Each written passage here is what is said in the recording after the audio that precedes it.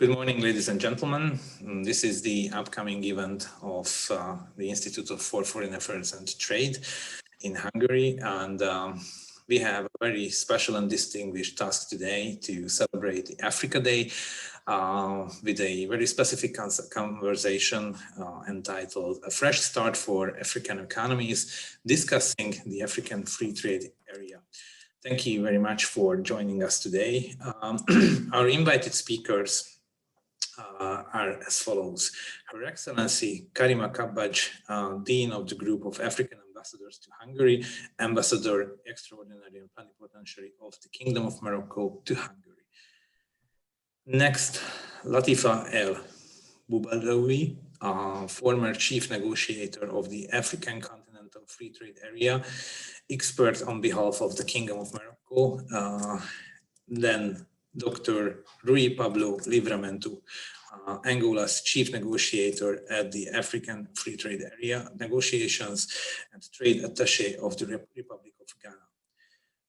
Then Sonia Benziada, expert and member of the Algerian delegation at the AfCFTA, and Dr. Károly Benes, who is the head of the African Department of the Ministry of Foreign Affairs and Trade in Hungary.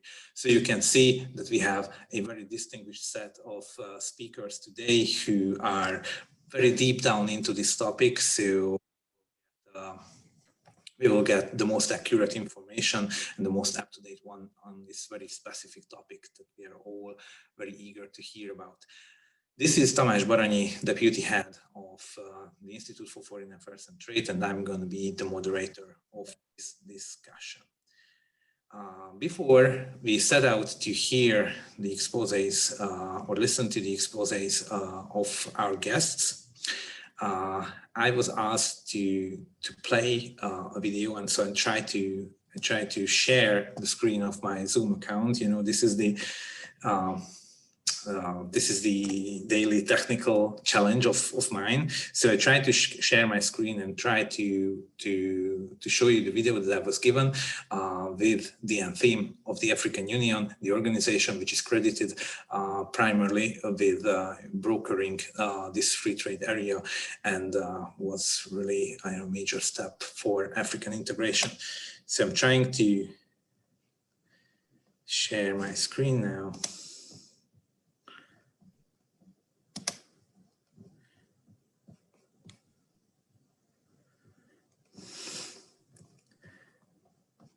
Okay, and this is going to be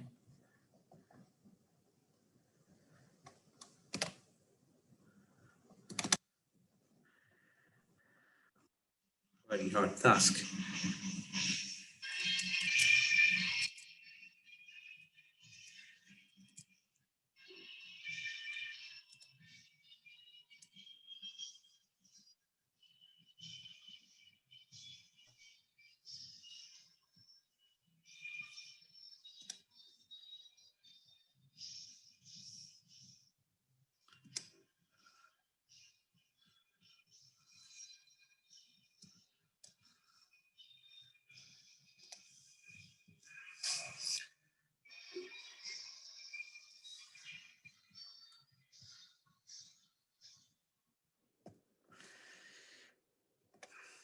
Okay, thank you. I think sharing the screen was not really successful, but you could all hear the theme of the African Union. So with this, very good beginning, I think we should start the discussion. So I would ask our participants to share their thoughts about the topic that was introduced before in a short presentation of like 10 minutes, if you agree with this format. So first, I would like to ask Her Excellency Karima Kabbaj from representative of the Kingdom of Morocco to share her thoughts with us on this topic. Thank you. The floor is yours.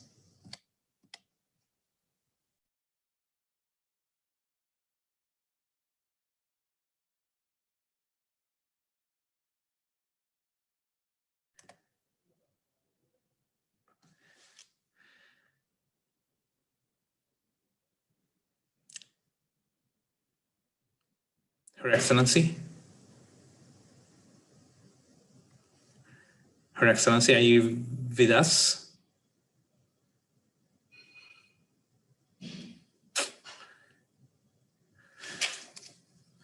Maybe your connection is faltering. Okay, I so much await for the end of COVID when we could have, normal in-person conversations. So, but maybe as I see Her Excellency experiences connection failures, then we might switch. Okay, no, she's back. Her Excellency, your voice, you're muted. Yes. Sorry, it's just we had some problem with the internet connection. As always, but now the floor is yours and we can hear you clearly. Thank you very much, dear colleagues and guests. Allow me first to thank the Institute of Foreign Affairs and Trade of Hungary for organizing and also moderating the webinar on the African Free Trade Area, as well as our experts and speakers from different African countries and from the Ministry of Foreign Affairs and Trade of Hungary. This webinar is coinciding with the celebration of Africa Day in a special context marked by the pandemic and where the world's efforts are concentrated in the fights against COVID-19. In fact, thanks to its acquired resilience to other epidemics in the past and its young population, the number of COVID cases and casualties remain limited in Africa compared to other continents. However, the pandemic has had major social and economic impact on the continent, given that its economy is very connected to the rest of the world. Although the GDP of Africa fell to 2.1%, which is still less strong than advanced economies, our continent is still undergoing the effects of the world economic and the financial slowdown due to the COVID, especially that Africa has not benefited from stimulus plans from central banks like in other parts of the world. In this sense, it is worth mentioning the gesture of the G20 that has recently decided the suspension of the debt service of several low-income states and other initiatives from its partners to ensure the mitigation, both economically and socially, of the COVID-19 effects.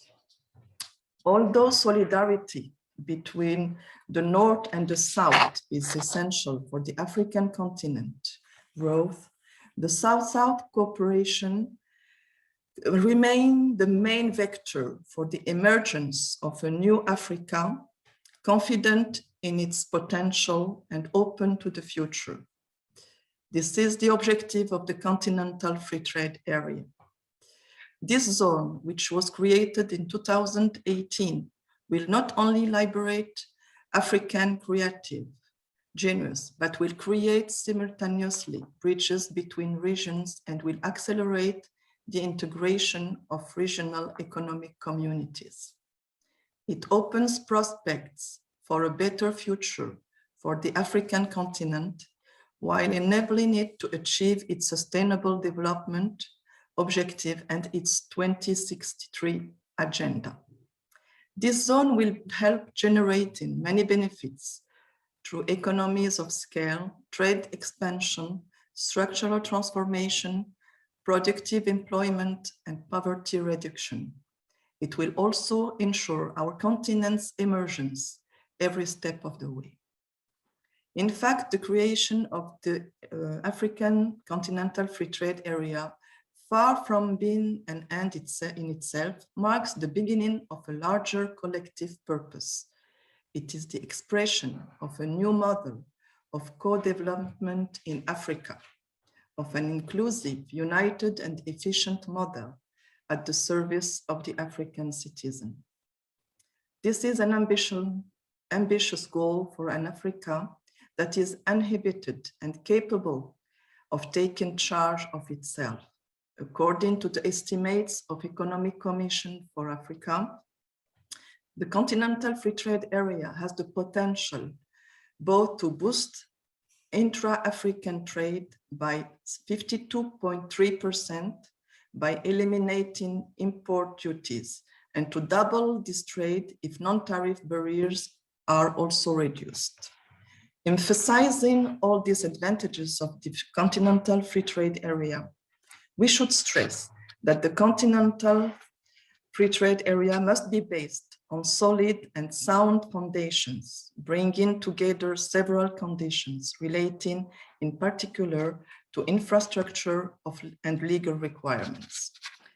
The area must be a catalyst for the encouragement of production, local African consumption, and the promotion of Made in Africa, opening up significant prospects for business developments, including internationally.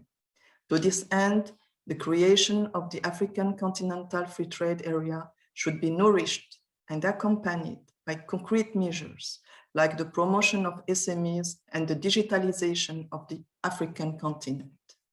Likewise, the implementation of this area and its optimization required the mobilization of significant investments to develop efficient communication routes and transport networks, especially since transport between African countries unfortunately remain expensive, slow, and restrictive.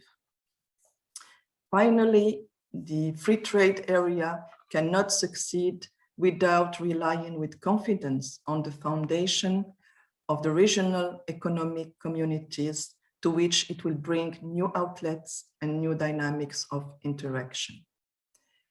The success of such a zone requires us to have a strong and united potential political will, a synergy to create the condition for a harmony of national interests within the higher common African interests.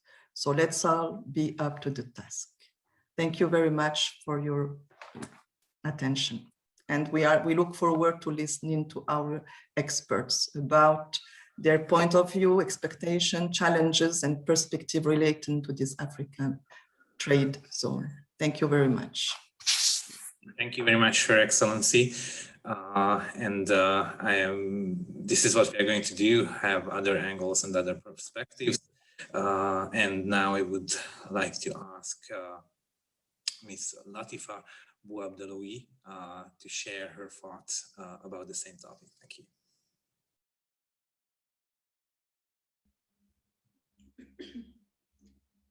Her Excellency Karima Kabbaj, Ambassador of Kingdom of Morocco in Hungary, dear member of panel, dear participants, good morning. It's a great honor for me to be here today to discuss the African Free Trade Area and share with you my experience in negotiating these agreements as representative of Kingdom of Morocco. Before occupying my present post at ICDT, I was in charge of negotiations at the Ministry of Trade and Investments of the Kingdom of Morocco. And during 3 years, I had the opportunity to contribute with my colleagues from other African countries to define a legal framework of trade, a legal framework in line with the global economic trends, taking in account the needs of development of our continent, their strengths and their weaknesses. It was not an easy task, but we succeeded to reach a historical agreement that was signed in Kigali in March 2018. No progress would have been achieved without the solid leadership of African heads of states that demonstrated their ambition to achieve integrated development objectives and prosperity for African people. Before talking about the challenges and opportunities of these agreements and what do countries to establish the AfCFTA, let's remind some data information about Africa. Currently, Africa suffers of market fragmentation, smallness of national economies, overdependence on the export of raw materials and primary commodities, low manufacturing capacity, lack of export specialization, underdeveloped industrial regional value chains, and high tariff and no-tariff barriers to intra-Africa trade. Globally, African countries have more trade with outside continent partners than with their neighbors. The result of this situation is an incredibly low percentage of intra-African trade of 18%, the least integrated continent in the world, and a significant dependence on export to traditional markets. However, Africa is open for business and mutually beneficial investment. Africa has a market of 1.2 billion people, a combined GDP of 2.5 trillion American dollars, and the fastest growth economy in the world. According to International Monetary Funds, 7 of the world's 10 fastest growing economies were in Africa. So, as you can see, Africa is the continent on the future with enormous opportunities for itself and also for all the world. In this regard, the AfCFTA is a critical response to Africa's development challenges. It has the potential to enable Africa to significantly boost intra-Africa trade, improve economies of scale, and to establish an integrated market. It has the potential to be a catalyst of industrial development, placing Africa on a path to exporting value-added products, improving Africa's competitiveness, both in its own market and globally. It also sends a strong signal to all the world that Africa is open for business, based on a single rule book for trade and investment. If this agreement is effectively implemented by all countries, and if African Union and countries make the necessary for that, this agreement does not benefit only the big corporation on the African continent and foreign countries, but it should always be inclusive of young women and SMEs. Implementing these agreements effectively will allow Africans to overcome the smallness of their respective national economies, to overcome the lack of economies of scale, to stop being exported the primary products, and to create jobs for African continents. By developing regional value chains and to connect these value chains to global economy. This African continental free trade area should not just be a trade agreement, it should be an effective way for African transformation. The successful establishment of the AfCFTA requires effort and commitment from countries at public and private levels, in one side, and from African Union and other continental organizations like African Bank of Development and Exim Bank, for example, in other side. They should all to partner up to implement this zone. In this regard, they should develop infrastructures of power, energy, transportation, logistics, and communication. Without, as you know, without infrastructures, no trade is possible.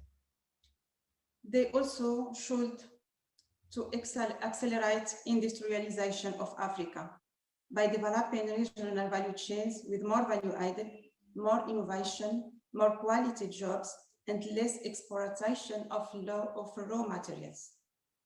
Trade finance is an extremely critical issue. They need also set facilities to support companies to access to African and global markets.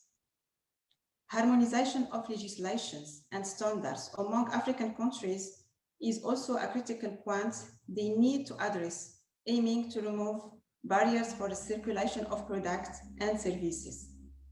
Mobility of people is also an urgent issue to address. Business people and workers need to travel.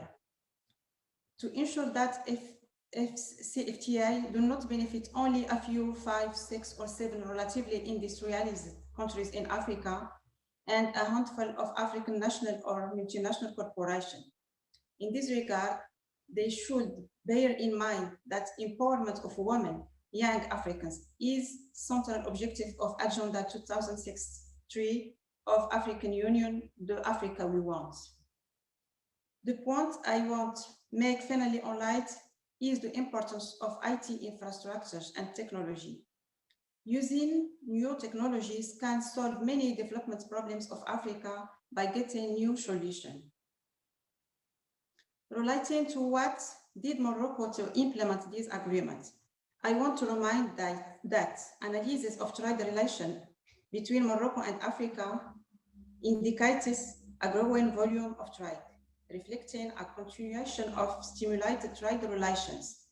We observe a similar trend in foreign direct investment, which has continued to grow in recent years, reflecting Morocco's determination to become a major player in the development of Africa continent. Statistics show that Morocco is the second African investor in Africa and the first African investor in West Africa. To the four first Moroccan, some examples of our presence in Africa. The four first Moroccan banks have become African more than 10 years ago, and they participate actively to develop countries where they are established. They are established in about 20 countries in Africa. Our national air company, LARAM, ensures connectivity of more than 32 countries with frequently lines. 2 or 3 telecom Moroccan companies have invested in more than 10 African countries and contribute to closing the income gap of African companies by providing new technological solutions and strengthening the human resources of these countries. Several of big companies and SMEs in various sectors, industrial and services, have invested in Africa countries, created added value and quality jobs in these countries. Finally, I want to remind that Morocco will continue to strengthen its integration in Africa. The area free trade African, continental African, fits perfectly into its national strategy and responds in its conviction of the importance of solidarity and sustainability for the economic development of Africa and the prosperity of its people. Thank you for your attention, and I remain to response or any question. Thank you. Thank you very much, Madam Bouabdellaoui, for sharing your thoughts about this topic, and I would pass on the word to Dr. Rui Pedro Livramento, who is Angola's chief negotiator at the African Continental Free Trade Area and also trade attaché to the Republic of Ghana. Dr. Livramento, please share your thoughts about this topic.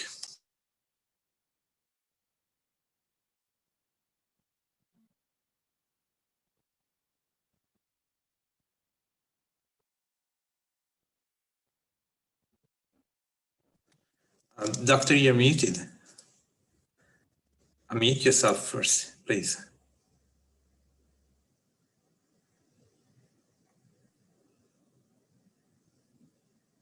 Oh, I was muted, so sorry. Okay, so like this, thank you. Yes. No, as I said, as I was saying, thank you very much, first of all, for the invitation made by the Embassy of the Kingdom of Morocco, especially the Excellency, and of course, my ambassador,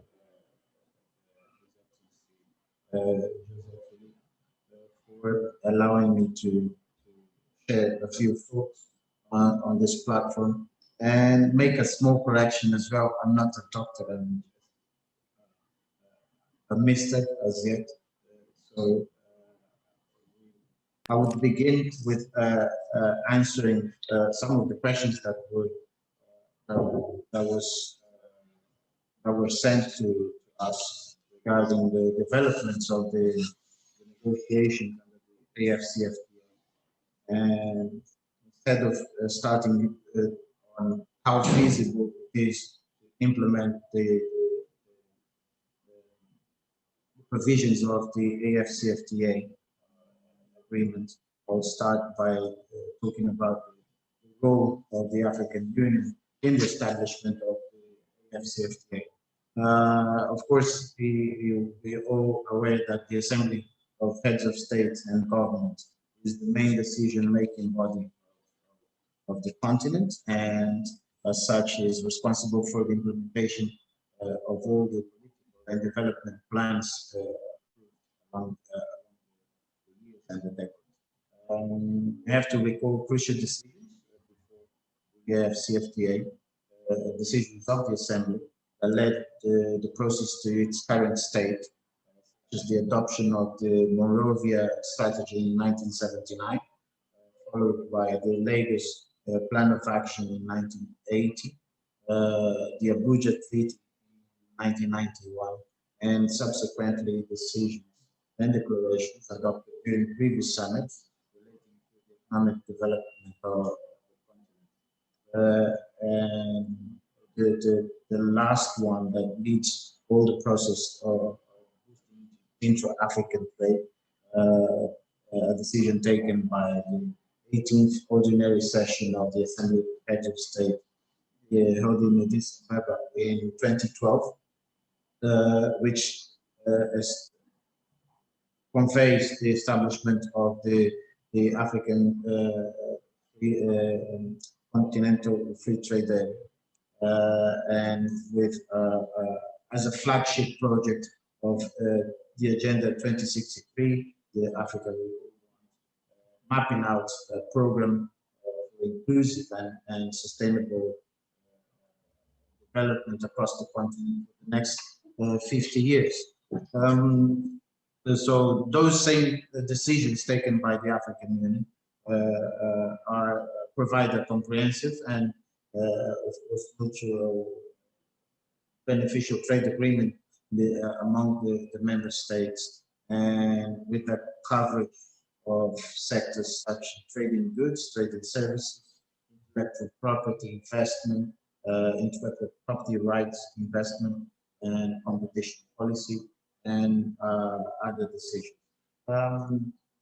How easy is it to, or how feasible is it to comply with the mandates of the heads of state in establishing the trade zone? It's not an easy task, of course, but we have to take into consideration the various perspectives that exist in the agreement itself, in the negotiations.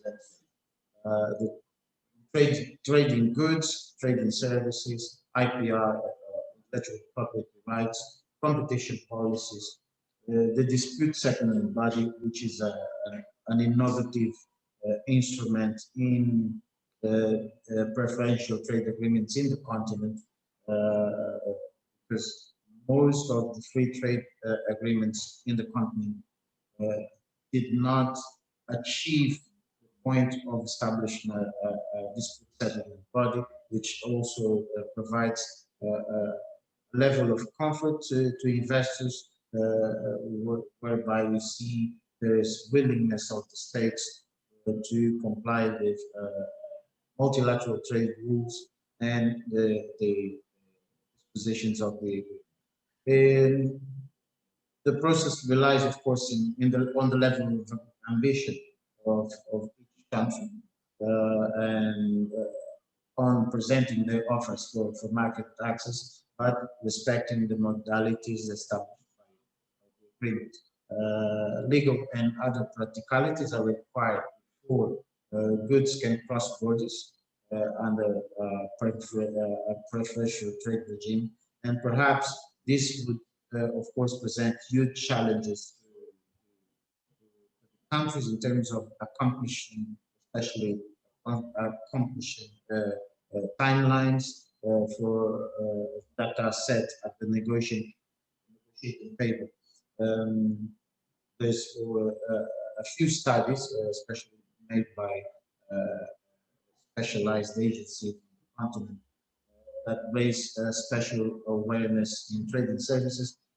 We used to, in the past 20, 25, 30 years, concentrate our efforts in trading goods, but forgetting that trading services accompany the process of implementing trading goods, especially in sectors, crucial sectors, transportation, financial services, communication, which leads to what His Her Excellency Karima Kabbaj have mentioned about the acceleration of the digitalization agenda of the continent, through, of course, the application of specific commitments, opening up of the markets in trading services.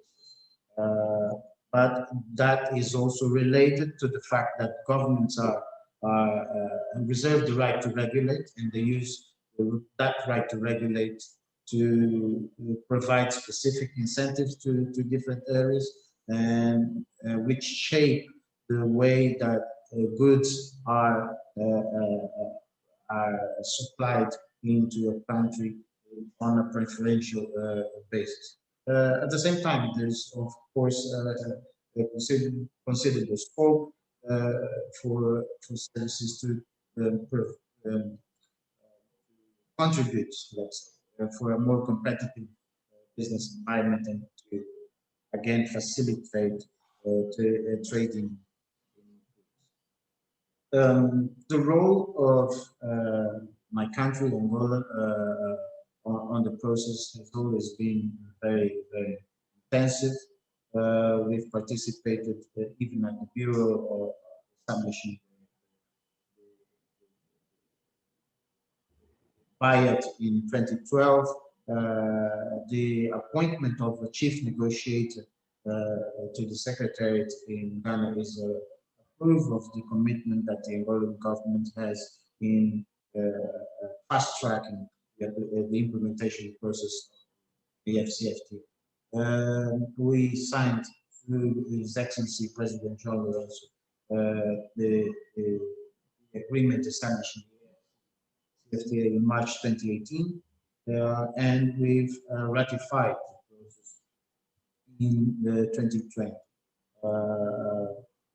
However, we are preparing our office based on the offers that we are making SADC level, because maybe aware, the process of establishing the AfCFTA is based on the acquis made at the regional economic communities. So we have to kind of step up after SADC.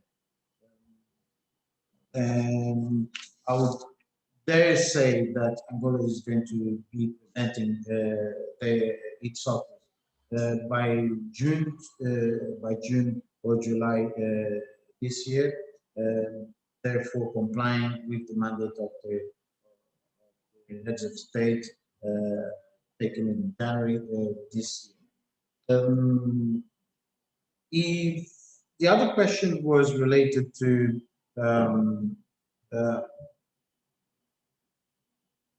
global skepticism regarding free trade areas, I see the opposite. If you look at the past 3 years, there was a growing concern of a proliferation of PTAs, of preferential trade agreements, which were putting in jeopardy the multilateral trading system. And of course, Africa has a particular case of the proliferation of memberships in various free trade agreements within the continent. But I see that as an opportunity to boost intra-African trade, especially by connecting the intra-regional processes and allowing for the exchange of technology, allowing for the exchange of knowledge, especially in rudimentary sectors such as the agricultural sector and other sectors whereby you have a strong presence of youth and women, and the need of employment creation opportunities for that part of that segment of important segment of the population to be brought upon the development plans of countries, and of course be part of what we call trade environment.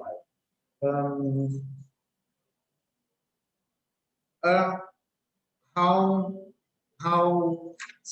other trade agreements are to be impacted by the AfCFTA.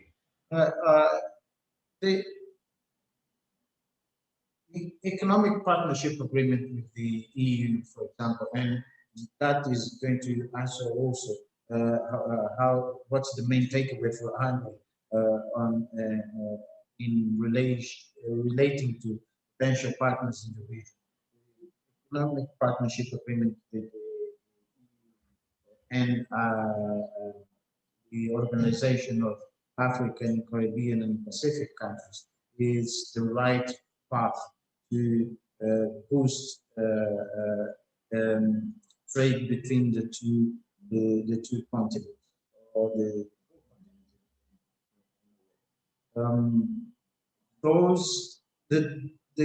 dispositions taken on such agreements are based, of course, in the Continental agreement.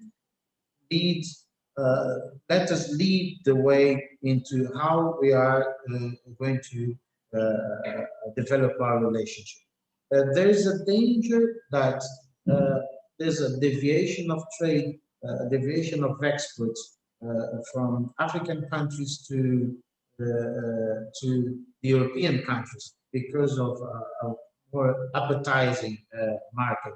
But there's also an opportunity for African countries to engage more in the establishment of regional value chains, and thus provide more specific or specialized supply of goods to Europe or to the US. With regard to the US, you have to see that we are at a stage whereby we are still negotiating a new post-AGOA process, and nothing as such has been already approved. It's still a process of negotiation, and you'll see what will happen in the next years through new administration. Those are my points, and I'm ready, of course, to take any after. Thank you very much. Thank you very much, Mr. Livramento. I think you basically touched upon many of the points that that was to arise later on. So you sort of pre-monitored what's going to be next in this conversation. Thank you very much for sharing this this very interesting set of views. And I'd like to ask Madam Sonia Benziada from the Ministry of Trade of Morocco, also an expert on the African content of free trade area, to share her thoughts with us. The floor is yours. Good morning. Thank you for giving me the floor. I'm Benziada Sonia from the Ministry of Trade of Algeria. Your Excellencies, distinguished delegates, ladies and gentlemen. First of all, I would like to thank the Hungarian government and the group of the African ambassadors accredited to Budapest for their willingness to give a special stamp to the commemoration of World Africa Day by organizing this online meeting, which is dedicated to the African Continental Free Trade Area. This area, which is one of the flagship projects of the African Union's Agenda 2063, Africa We Want, which translates into a common framework for inclusive growth and sustainable development for Africa over the next 50 years. AfCFTA, which was operationalized on 1st January 2021, constitutes the largest free trade area in the world, with 54 countries, and has the potential to be a catalyst for industrial development, and it will promote competitiveness, contribute to job creation, and unleash regional value chains that will facilitate Africa's meaningful integration into the global economy. AfCFTA will also improve the prospect of Africa as an attractive investment destination. Furthermore, the African Continental Free Trade Area is an opportunity for mutual beneficial economic partnership and trade between Africa and Europe, of which Hungary is a member, which will open the prospect for the development of economic relations with Hungary with this zone. Your Excellencies, distinguished delegates, ladies and gentlemen, Algeria is one of the signatories countries of the agreement establishing the AfCFTA during the 10th Extraordinary Summit of the African Union Assembly of Heads of State and Government, held on March 21st, 2018 in Kigali, Rwanda. This position is part of the strengthening of trade relations with African countries. Algeria also cooperation policy towards Africa remains a pivotal strategic choice, enabling mutual economic advantages and whose expansion can benefit from the political, cultural, and solidarity ties cultivated. To this end, Algeria has spared no effort for the implementation of this zone and has actively and regularly participated in the various meeting negotiations of the AfCFTA since initial launches in 2016. Algeria has illustrated a continuous supporting positions aimed at accelerating regional integration. Algeria prioritizes African integration. Therefore, allow me to take this opportunity to announce that Algeria has officially ratified the agreement establishing the AfCFTA and has finalized its initial offer on trade in services for the 5 priority sectors, as well as its tariff on trade in goods. This will be forwarded to the African Union Commission after their approval by the government. My country has made a firm commitment to the effective implementation of our zone through the establishment at national level of a unit of management and follow-up AfCFTA negotiations. This consists of various ministerial departments and which has been extended to comply with provisions of phase 2 and 3 of the AfCFTA negotiations, as well as the designation of various national focus points. In order to take full advantage of the benefits of the AfCFTA, it is imperative to develop a national strategy serving as a roadmap for the sustainability of gains and the solution of the obstacles. In this context, Algeria, with the support of the United Nations Economic Commission for Africa, has established the national strategy of implementation of the AfCFTA, for which an approval workshop will be organized forthwith, with the aim of ensuring wide dissemination of the agreement establishing the AfCFTA. Conferences, workshops, and information days were organized for the benefit of government agencies, economic operators, and researchers and academics. Your Excellencies, distinguished delegates, AfCFTA represents for Algeria an important potential to develop and intensify its trade with Africa. Through its geographical position, Algeria constitutes a gateway to several neighboring countries. Algeria also offers the realization of major structuring and integrationist projects with a regional and continental scope.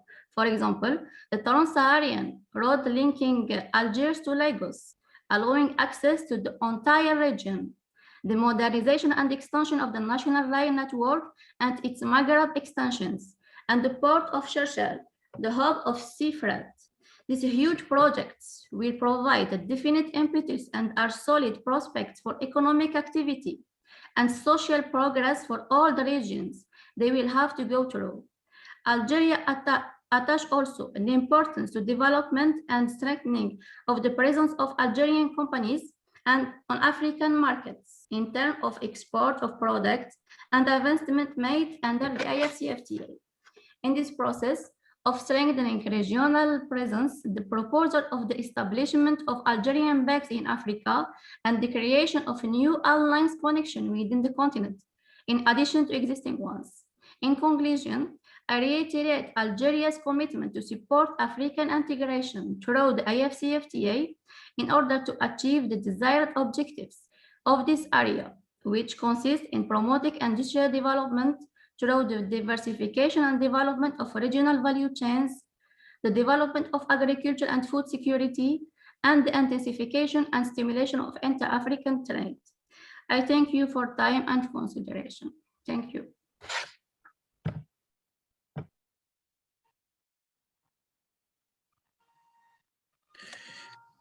Thank you very much, Madam Benziada.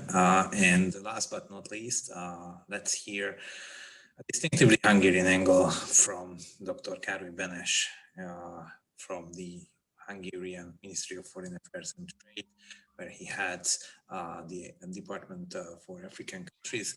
Mr. Benes, the floor is yours. Thank you.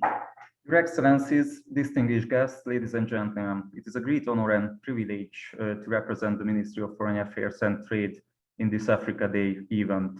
Even though the pandemic situation doesn't allow us to meet in person, I'm pleased that we can celebrate Africa Day in a virtual way and hold an online webinar on African Continental Free Trade era. So we are going to tough times. The COVID-19 disease poses multiple challenges. It has taken a toll on human life and brought major disruption to economic activity. These difficult times have shown that international cooperation, concerted efforts, and solidarity are more important ever before.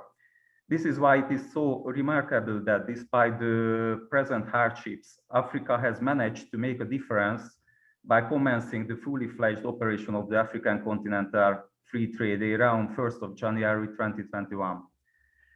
This ambitious project marks a milestone in the economic history of Africa and offers huge potential for the future, inter alia in terms of boosting social prosperity, accelerating growth, diversifying exports, attracting foreign direct investment, and stimulating competitiveness.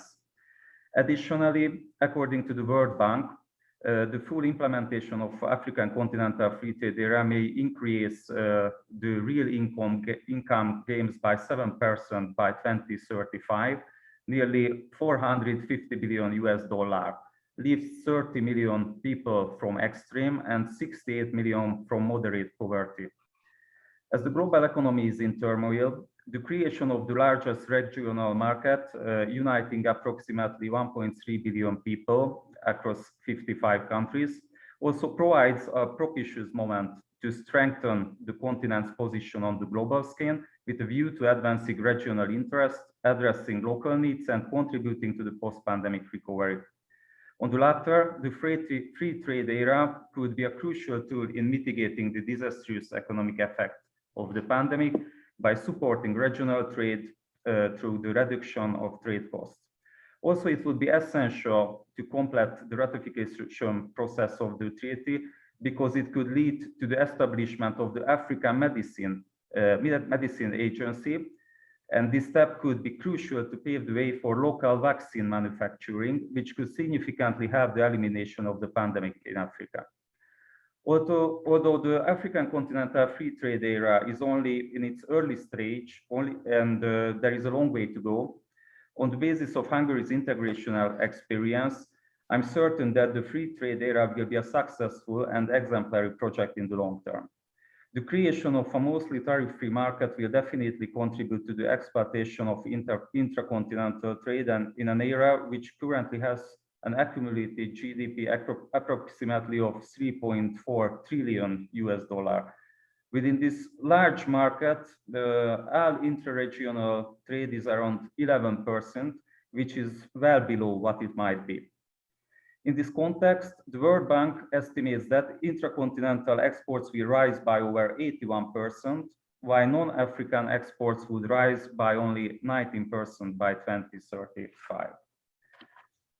Today is an important day. This day we celebrate Africa Day, which every year gives us an excellent occasion to take stock of the progress achieved in our bilateral relations. So let me speak briefly about our bilateral relations and put aside the issue of the African Continental free trade area.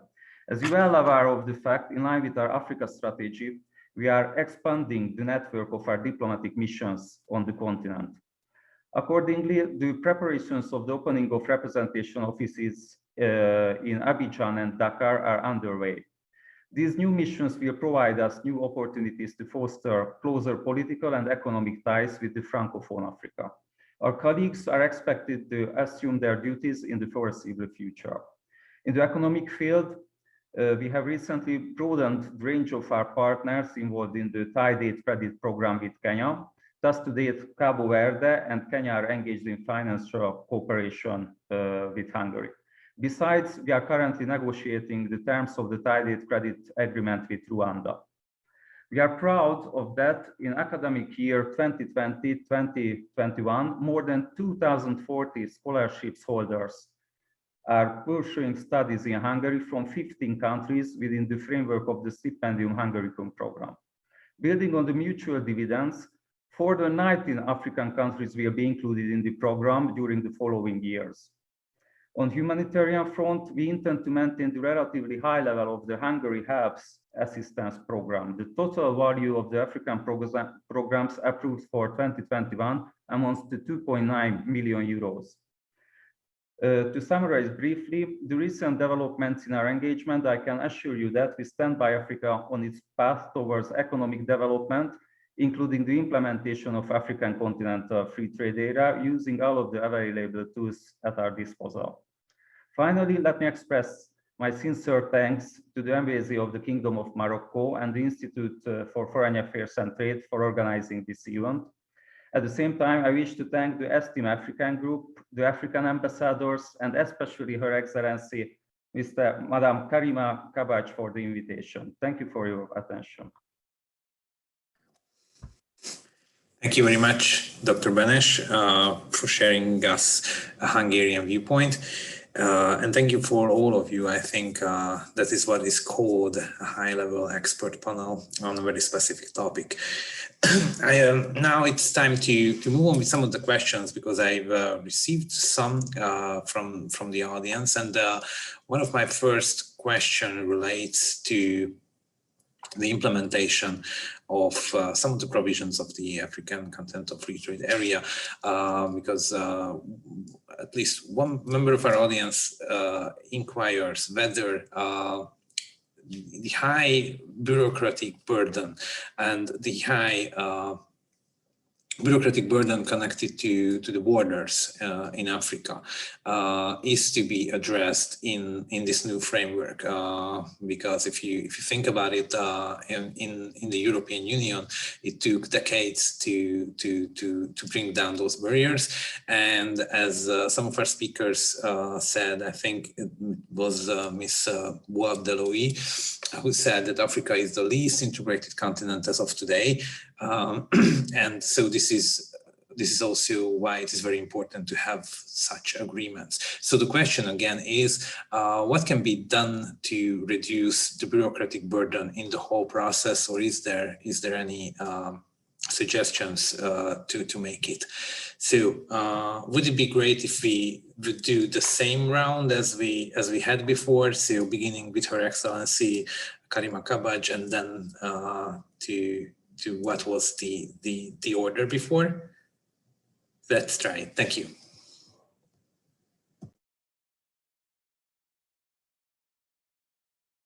Her Excellency, you're muted. Oops. Yeah, I'm here. Thank you very much. And again, I would like to thank all the speakers today who gave us their point of view. Well, regarding the question that you have raised or raised by one of the audience member, actually, as I said in my opening speech, that this area needs a strong political will. because of course we have different levels of development of the countries. But the purpose of this free trade area is to give an harmonization of all the legal framework. That's a huge challenge. But if we have the political will of doing this process, or I think that we will manage to overcome the obstacles. But it's true that it's a challenge. All the countries have different legal frameworks, but I think we have to work on harmonizing the legislation, especially in terms of services and in terms of trade. Thank you. Madam Bouabdellaoui.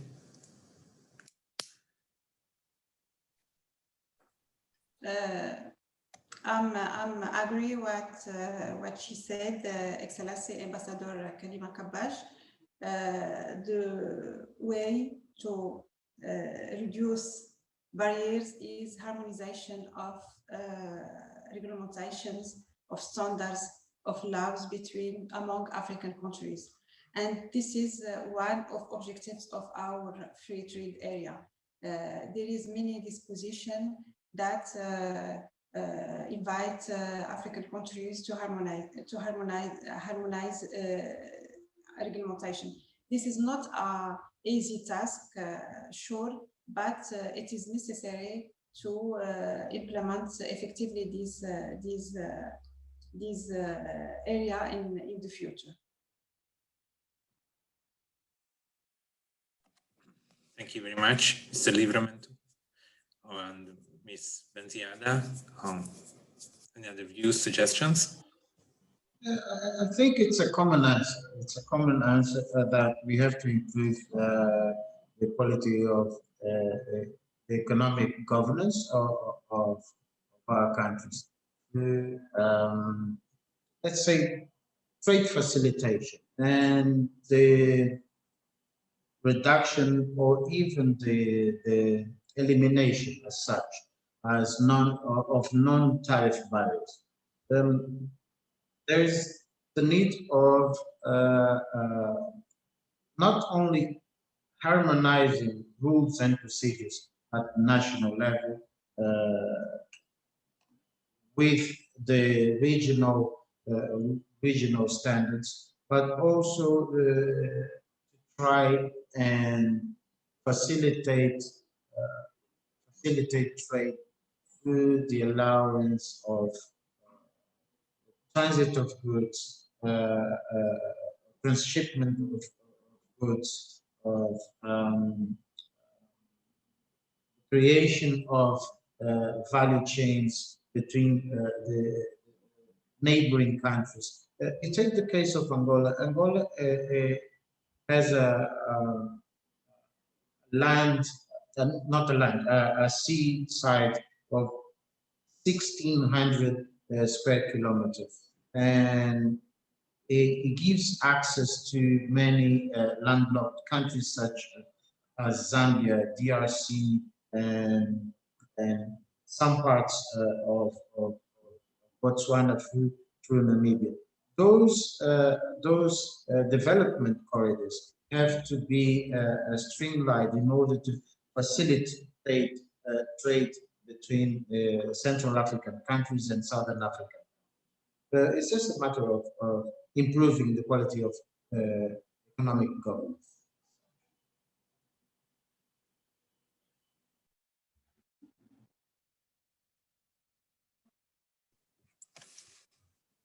Thank you very much. Madam Benziada, an Algerian viewpoint.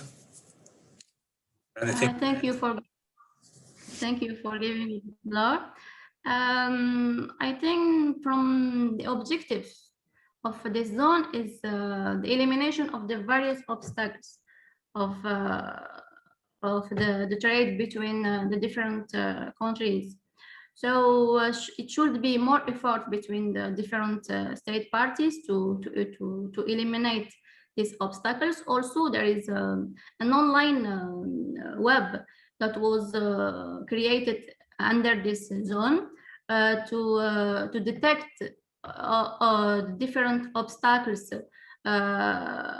which could be detected in this exchange or in the trade between the different state party. So it could be an opportunity to use this online website to detect the different obstacles to try to eliminate it in the future. Of course, it's not an easy way to say that we are going to eliminate different obstacles immediately, but it's we have to work together to promote our Africa. This is my point of view. That's a great point. Thank you very much. And Dr. Benes, if you have anything to add. Yes, I have a very brief answer. We need patience. So as you mentioned, it has taken several decades in case of Europe, so it will take even more time in case of the African Union and Africa. So it's 55 countries, so we need patience. Thank you. What about there was a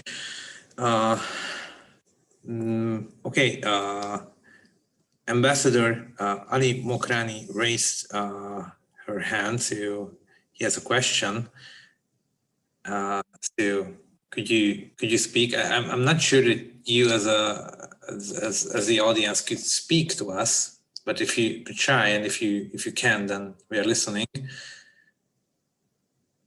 But if not, you can type your question to the chat window. So we are either listening or watching, Mr. Ambassador.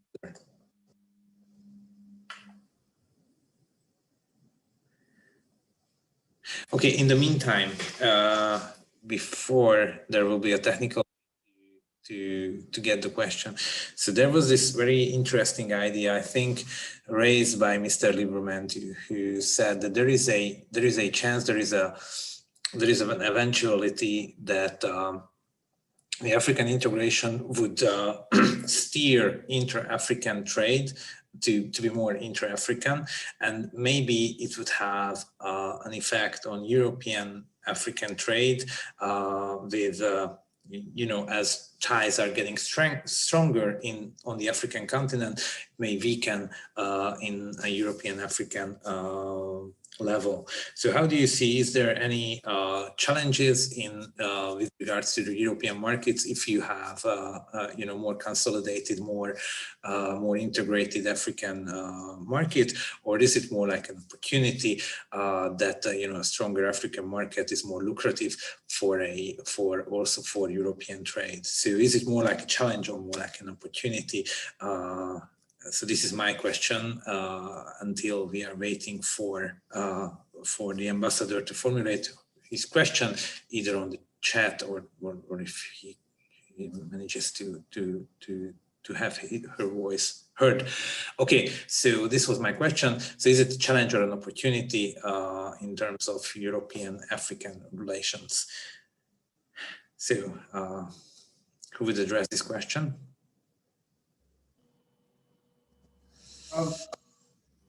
Okay. There's always challenges within opportunity, and you have to acknowledge that. The EU market, it's a very appetized market because of its size, because of the capacity to absorb exports from other countries, but also presents a lot of challenges in terms of, let's call it, market access. Products are not exported to the EU without complying with prior conditions such as SPS, sanitary and phytosanitary measures, which are really, really difficult to comply with in Europe. But at the same time provides the opportunity for African countries or African enterprises to work with European institutions in terms of achieving the level of compliance which is necessary to export to any European country. You can take a few examples. You have the problematic honey, you have the problematic bananas, you have the problematic tropical fruits, because you have to achieve a certain level of production. You have to also be able to produce your products, past the term, in a certain environment. There are labor challenges in the European regulations that are not very well accepted in African terms, because if you see what you call child labor, we call it a family participation in the production of a certain product. So yes, it presents challenges and it presents opportunities. I would like to emphasize the very important factor of a fragmented and isolated economy. The participation in FTAs allows for those economies to come together and reach or achieve a certain level of quality of productive capacity that allows you also to supply on a constant basis markets such as the European. I hope I answered your question. Yes, it pretty much did. Do you have anything to add from any side? Maybe Mr. Benes, do you have? You're muted, sir. Yeah. Yes. If you see Hungarian companies, because of course I can talk rather on behalf of them than the African companies. So I mean, I think it's much more easier for a Hungarian SME to deal with a tariff-free kind of common market with same regulation and so on.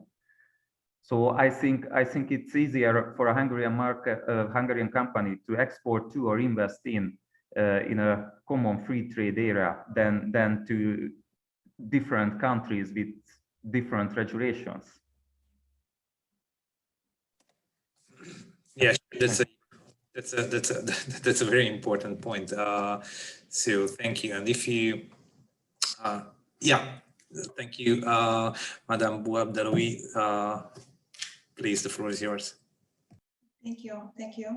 I want just to add that a more integrated African continent is a great opportunity for Europe. And the advantage for Europe now is that there is already many agreements with African countries, many kind of agreements. So I think that Europe should seize this opportunity for more integrated continent by improving European investment in Africa, and developing value added in Africa, and by contributing in industrialization in Africa. I think that this is the opportunity, the real opportunity for Europe is to invest more in Africa, a sustainable investment, win-win investment, job quality, creating a job quality in Africa, and then to contribute in developing these continents. I think this is very important. The investment is a very important issue to address by European Union in Africa. Okay, thank you very much. So if you can pass this question on. I have received another one from the audience that requires. So if we believe, or there is this conviction that free trade is beneficial to the more advanced countries, to the bigger countries, and the audience.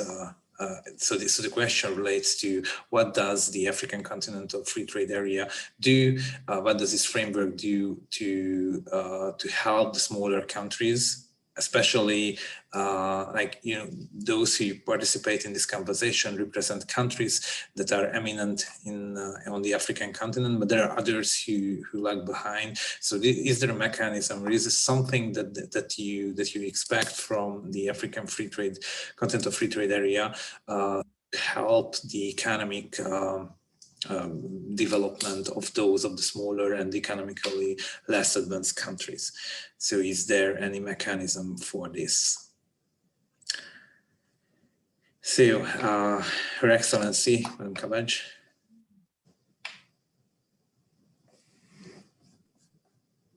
I will leave later the floor to the expert in Africa. But in my point of view, I think that this free trade area will be a great opportunity for small countries to upgrade their economy. Of course, as I mentioned a few minutes ago, there is a difference of levels between the countries in the African continent. But the most important is that the African Union and the financial institution provide accompanying measures to help those small and less developed countries in implementing new regulations, new legislations, to be able to help their economy, their country, to address all the effects of opening the market. That's the most important. Although we are always a bit worried about the impact of such big areas, but in my experience as a former member of Trade Department, who were involved in negotiations of many free trade areas, this is always an opportunity for economies, for countries to self-develop their policies and their strategies to be able to benefit of the results of that type of free trade area. Thank you very much. Thank you very much.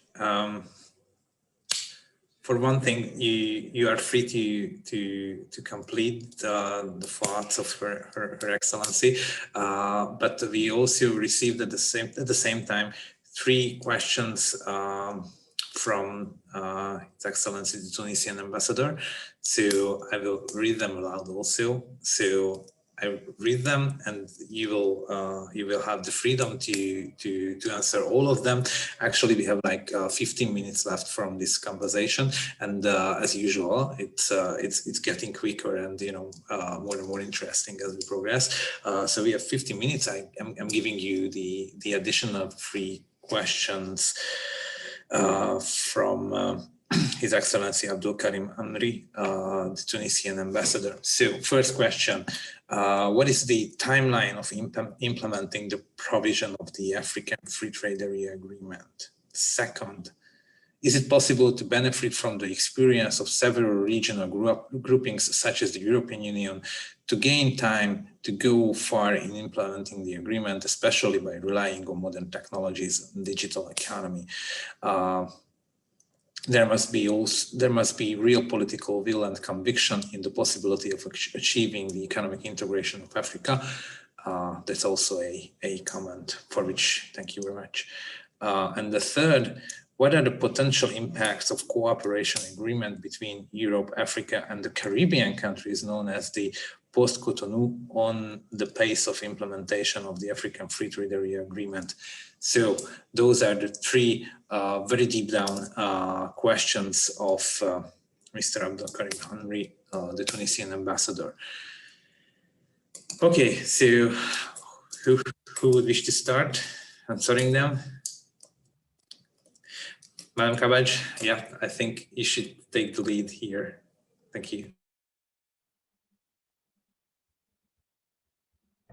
Yes, I think on the post-Cotonou agreement, I think it should be concluded much faster than the African Free Trade Area will reach its potential. So I think post-Cotonou negotiations will be a bit faster. So that's all of my comments. So it has a bit more complexity, this question, because it includes also Caribbean countries and so on. So I mean I wouldn't really connect to the African Free Trade Area this question. Thank you. Thank you.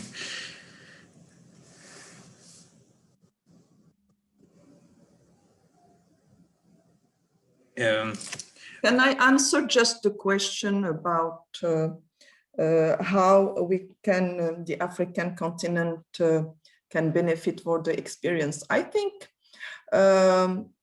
we usually within the mechanism of the free trade area, there are special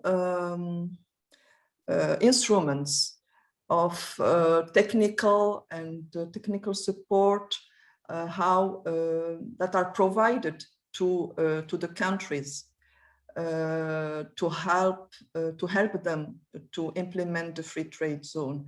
So, and on this basis, we should count on the WTO organization mechanism, but also we can rely also on the technical support of the European Commission, who provides to its key partner training about how we should address some questions in relation with the implementation of such a free trade area.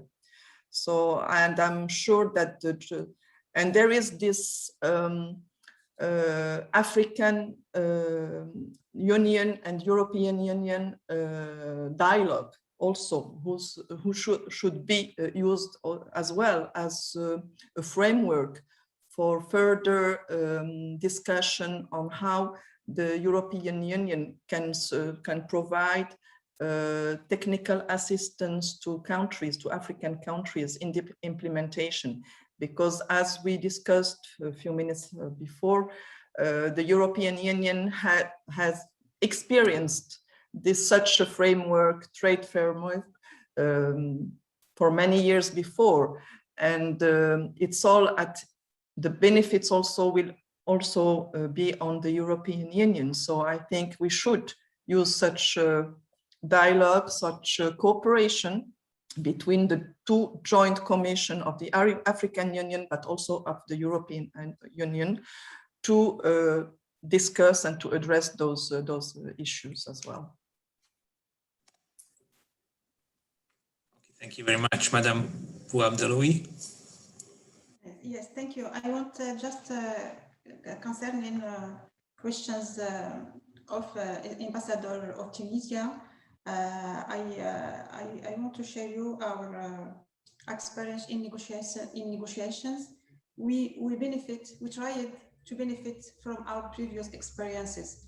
Before these agreements, we have, I think, a majority of negotiator previous experience in negotiation of trade agreement, and we tried to benefit from our past experience. For example, by ameliorating governance of negotiations. So during all the negotiations, we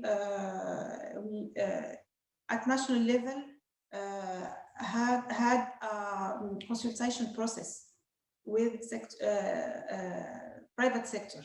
So this agreement is based on consultation with private sector, and this is something that we haven't in the past. But we should benefit also on implementation. On implementation, for example, and I think this is a necessity, countries should support SMEs to implement these agreements. They should ensure empowerment of women and youth. They should also to ensure that these agreements benefit to all kinds of companies, big, medium, and small companies. So I think that this agreement is an opportunity for Africa to improve also its mechanism of negotiations of agreements and implementation of agreements. And the specificity, I don't know if this word exists, of this agreement is an agreement between developing countries and less developed countries. So we were in a space with each other. We understood the problems of each other. So the agreements take in account our weaknesses, our strengths, and our needs of development. Thank you very much for your comments. And if there are no further ones from this set of questions, then I think I would jump into the final session of this conversation, because we have a very interesting comment further to which I have a question for all of you. So the comment came from András Rev, representative of the Hungarian Chamber of Commerce. So he said, unfortunately, he had to leave the meeting, but from the side of the Chamber of Commerce, it's great help that the free trade agreement and for their side, the Chamber of Commerce is full support of it, which is great to hear. And thank you very much for leaving your comment. But again, further to this comment, I would have just a final circular question for all of you. So how do you see a possible strengthening of economic relations between your countries and ours? What should the Hungarian business community focus on if they want to enhance business in Africa? What you would suggest in this obviously very long and complicated process? So that's my final circular question, and I think the original order would be the best to move on with. So Her Excellency be the first to answer this question. So Hungarian business relations.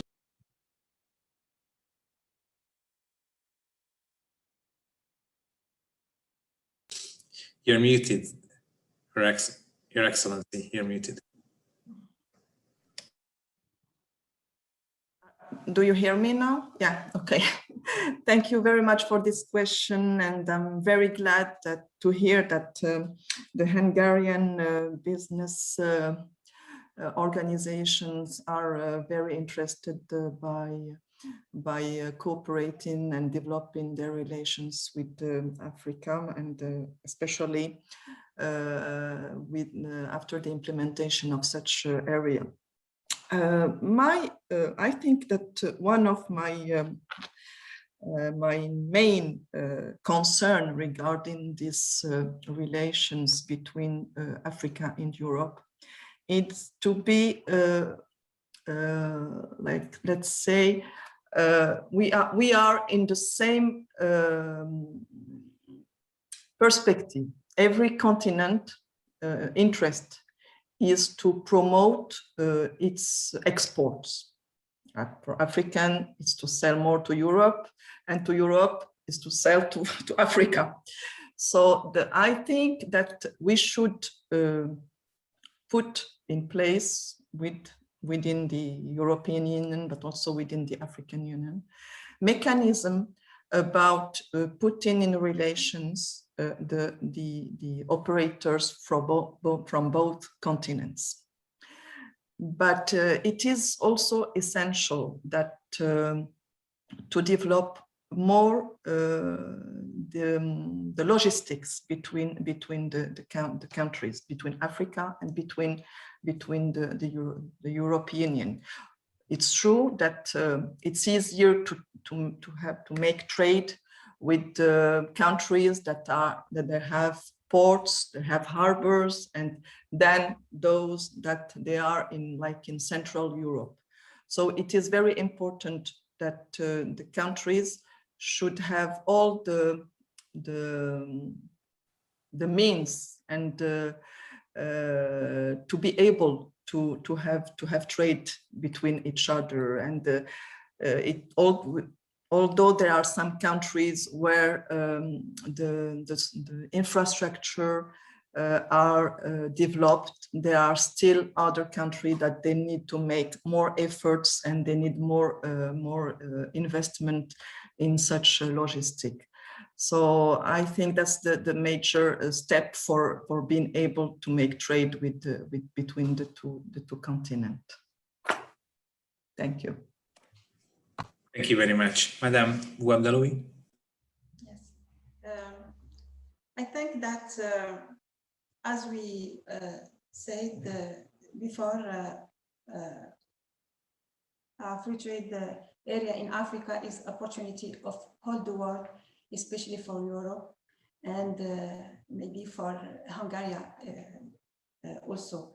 And there is some sectors in Hungary that can create a value added in Africa. And I think about technology of water, for example. I know that Hungary is competitive in this field, water, economy of water, technology of water. And as we know, Africa is a continent that need this kind of innovation and value added. And my position, I invite Hungary to invest more and more in African countries and create value added in these countries, and then maybe create a bridge between Europe and Africa.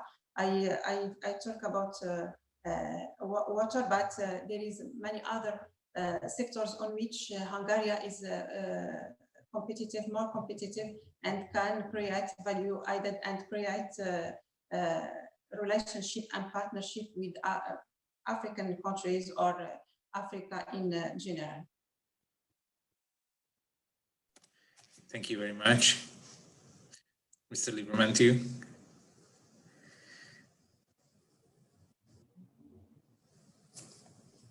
Yes, in the bilateral relation with Africa, there is need to maybe divert, first of all, further foreign direct investment, diverting from aid package and concentrating in long-term sustainable development. And furthermore, that FDI should be diversified out of extractive industry and maybe towards more productive, labor-intensive industries, smart technologies, passing on of knowledge, so as to allow for the consolidation of value chains within the continent, and thus trade on a more balanced terms for the two countries. Those should be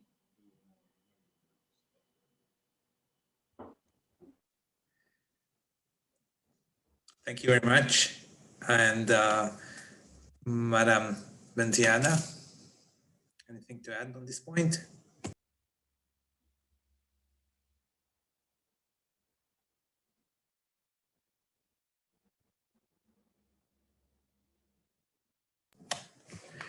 Sorry, Madam Benziada. Maybe we have. I was off. Okay. Thank you. So just I want to add that the AfCFTA is a gradual process of setting up a common market. So it's necessary to have the basic infrastructure and support of a development partner. Also about the relation between UA and the EU, I just want to add that Africa wants to develop a win-win partnership with the European Union to benefit from the latest experience and from the Hungarian also transition model. So we are confident it's the moment for the Hungarian companies to place themselves under this AfCFTA. Also, we can say that that Algeria is ready for this gateway to the Africa, between Africa and the EU, and of course for the Hungarian companies. Thank you. Thank you very much. And Mr. Benes, the concluding remark. Yes, since I'm the representative of the Hungarian state and my work includes to assist Hungarian companies to reach new markets. So, I mean, I have just a very short, brief advice to the Hungarian companies. Please contact the commercial attachés at the Hungarian embassies in Africa. They will help you in every question.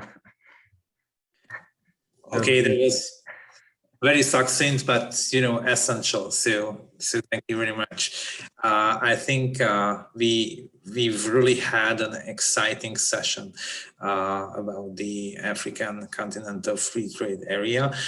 We tried to involve as many angles as possible, and I think we did it very well. I would like to say again for all of our invited guests, so to Her Excellency Karima Kabbaj, Ambassador of the King of Morocco to Hungary, also to Latifa El Bouabdellaoui, who is expert on behalf of the Kingdom of Morocco and Chief Negotiator to the African Continental Free Trade Area, Mr. Rui Pedro Livramento, who is Angola's Chief Negotiator in the IFAT, and also trade attaché to the Republic of Ghana, Madam Sonia Benziada, who is an expert and a member of Algeria's delegation to the African Continental Free Trade Area, and also Dr. Karen Benes, who is head of the African Department at the Hungarian Ministry of Foreign Affairs and Trade. I would also like to say a special thanks to Madam Ambassador Kabbaj, who helped us with the concept and the developing of this event and reaching out to our partners.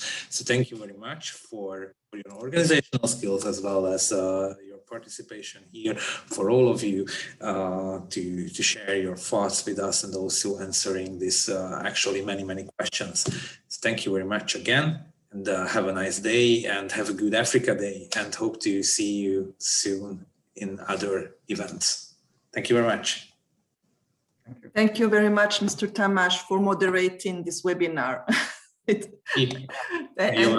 Thank you very much to all the experts available today to celebrate with us this Africa Day. Thank you. Thank you. And see you soon, probably. Thank you. See you soon. Goodbye.